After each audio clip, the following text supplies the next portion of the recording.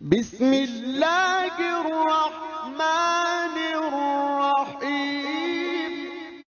اس آیت کے بارے میں اگرچہ ایک اختلاف ہے اور ہمیشہ سے ہے، قدیم ہے، پرانا ہے، کوئی جدید نہیں ہے۔ آیا یہ آیت ہر سورت کا حصہ ہے یا نہیں ہے؟ سورہ فاتحہ سے پہلے لکھی ہے، سورہ بقرہ سے پہلے لکھی ہے۔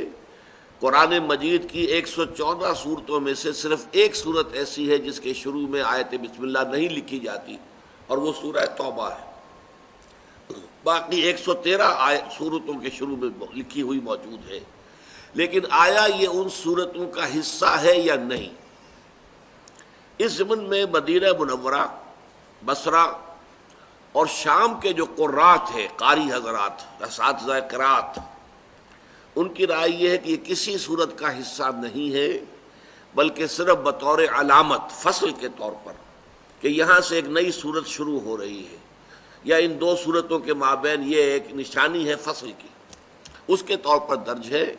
اور یہ آیت قرآن مجید میں صرف سورۃ النمل میں آئی ہے، جس کی کہ میں نے ابھی تلاوت کی، کہ حضرت سلیمان علیہ السلام نے جو خط لکھا تھا ملکہ سبا کو، وہ شروع اس طرح ہوا تھا، انہ من سلیمان، یہ خط سلیمان کی طرف سے ہے علیہ الصلاۃ والسلام، وَإِنَّهُ بِسْمِ اللَّهِ الرَّحْمَٰنِ الرَّحِيمِ، اور اس کا آغاز ہے اللہ کے نام سے کہ جو رحمان اور رحیم ہے۔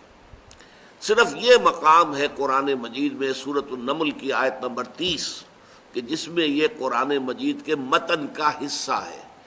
باقی یہ صرف 113 مرتبہ لکھی گئی ہے، لیکن یہ قرآن مجید کی آیات میں شمار نہیں ہوگی۔ اس کے برعکس رائے ہے، یہ رائے جو ہے، جو میں نے عرض کیا کہ مدینہ منورہ اور بصرہ اور شام کے قراء کی ہے، یہی رائے جو ہے امام ابو حنیفہ کی ہے رحمۃ اللہ علیہ۔ اس کے برعکس ایک رائے ہے کہ یہ ہر سورت کا ایک جز ہے، اس کا لازمی حصہ ہے، اور اس میں شمار بھی کی جائے گی۔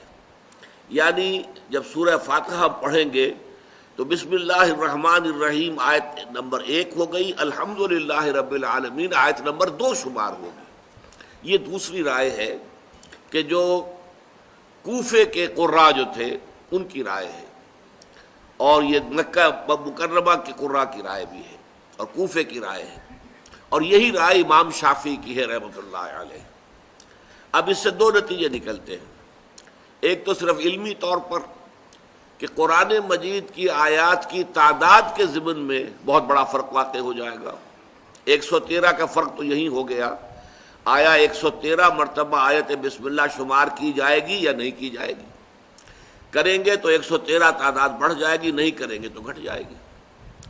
اور دوسرا فرق جو ہے عملی پیدا ہوتا ہے وہ نماز کے اندر، کہ جب امام جب شروع کرتا ہے جہری قرات، تو جو امام ابو حنیفہ کے پیروکار ہیں، یا مدینہ منورہ اور بصرہ اور شام کے جو قراء ہیں ان کے پیروکار ہیں، وہ آیت بسم اللہ جو ہے وہ خاموشی سے پڑھتے ہیں۔ جہری قرات شروع ہوتی ہے الحمدللہ رب العالمین، اس لیے کہ ان کی رائے میں سورہ فاتحہ شروع وہاں سے ہوتی ہے، آیت بسم اللہ سورہ فاتحہ کا جز نہیں ہے۔ لیکن ہمارے ہاں جو شافعی حضرات ہیں، اور شوافع ہمارے ہاں اتنے زیادہ نہیں ہیں، لیکن ان کے یوں سمجھیے کہ انہی کے مسلک پر اس اعتبار سے اس معاملے میں اہل حدیث حضرات ہیں، وہ جب جہری قرات شروع کرتے ہیں تو بسم اللہ الرحمن الرحیم کو بھی بلند آواز کے ساتھ ادا کرتے ہیں، پھر یہ کہ الحمدللہ رب العالمین۔ تو یہ ایک عملی فرق بھی واقع ہو جاتا ہے نماز کی ادائیگی میں، جبکہ نماز باجماعت ادا کی جا رہی ہو تو جہری رکعت کے اندر قرات کا آغاز آیت بسم اللہ سے ہوگا یا الحمدللہ رب العالمین سے ہوگا۔ اس کی بنیاد اس اختلاف پر ہے جو میں نے آپ کو